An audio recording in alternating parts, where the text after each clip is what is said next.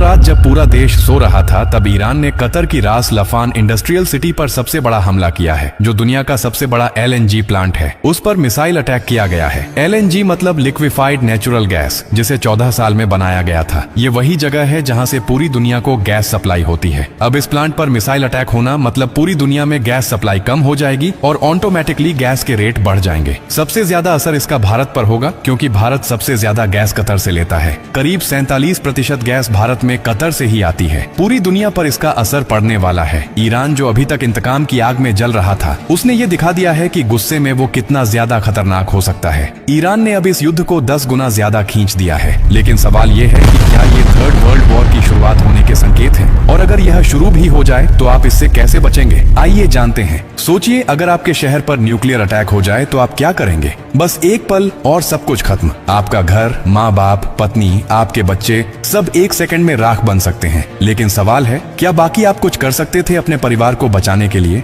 जवाब है, कर सकते थे। अगर आप अभी से तैयार हैं, ये पूरी जानकारी जिंदगी और मौत की दूरी को तय करेगी। क्योंकि न्यूक्लियर अटैक में सिर्फ धमाका नहीं मारता, असली तबाही शुरू होती है धमाके के बाद, जिसे कहते हैं रेडिएशन फॉलआउट। जो लोग ब्लास्ट में बच जाते हैं, वो जानकारी न होने की वजह से रेडिएशन से धीरे धीरे मारे जाते हैं। सबसे पहले समझिए, हमला होते ही तेज रोशनी दिखाई देती है, इतनी तेज कि आप अपने हाथ की हड्डियां देख सकते हैं और आप हमेशा के लिए अंधे हो सकते हैं। इसलिए जैसे ही फ्लैश दिखाई दे, तुरंत जमीन पर लेट जाए, आंखें कसकर बंद कर लीजिए, चेहरे को किसी कपड़े से ढक लीजिए। ये आपकी पहली सुरक्षा है। अब सवाल उठता है, कहां जाए? अगर आपके पास बेसमेंट है, अंडरग्राउंड पार्किंग है, मेट्रो स्टेशन है, तो वहीं भागिए। जमीन के नीचे रहना रेडिएशन फॉलआउट से बचने का सबसे कारगर तरीका है। लेकिन अगर कुछ भी उपलब्ध नहीं है तो अपने घर को ही शेल्टर बनाइए। सारी खिड़कियां और दरवाजे बंद कर दीजिए। हर छोटी दरार को कपड़े और टेप से सील कर दीजिए। हवा के लिए कोई रास्ता नहीं बचना चाहिए। ध्यान रखिए, जैसे ही न्यूक्लियर अटैक की जानकारी मिलेगी, आपके पास बस कुछ ही मिनट होंगे। इसलिए खबर मिलते ही पानी भरना शुरू कर दीजिए। बाल्टी, बोतल, ड्रम, जो भी मिले,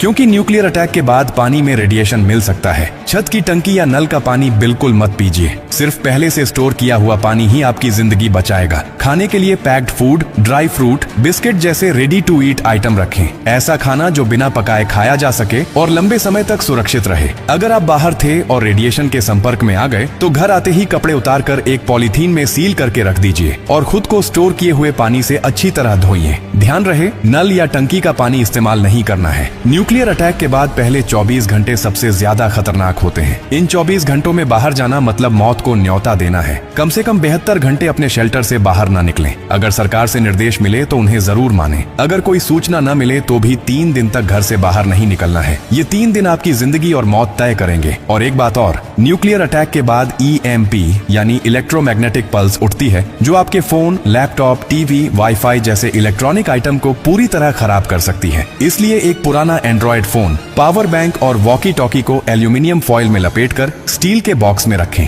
हो सकता है यही आपको बाकी बची हुई दुनिया से जोड़े रखे। लेकिन सबसे जरूरी चीज क्या है? शांति। पैनिक नहीं करना, घबराना नहीं है। हर फैसला सोच समझ कर लेना है, क्योंकि nuclear attack one time game है। जितना शांत रहोगे उतने बचने की संभावना ज्यादा होगी। और याद रखिए, ये जानकारी सिर्फ आपके लिए नहीं है, आपके परिवार के लिए, आपके दोस्तों के लिए, आपके पड़ोसियों के लिए, पूरे समाज के लिए। क्या आप अकेले सुरक्षित रहना चाहते हैं? नहीं ना? तो इस जानकारी को हर उस इंसान तक पहुंचाइए जिसकी आपको परवाह है। आपका एक शेयर किसी की जान बचा सकता है। यही असली इंसानियत है। और जब आप जिंदगी बांट रहे हैं तो एक वादा कीजिए, आप डॉक्टर कार्डियो की हर पोस्ट से कुछ न कुछ सीखेंगे और दूसरों को भी सिखाएंगे। क्योंकि हमारा मकसद सिर्फ कंटेंट नहीं, आपकी सुरक्षा है, आपकी जिंदगी है।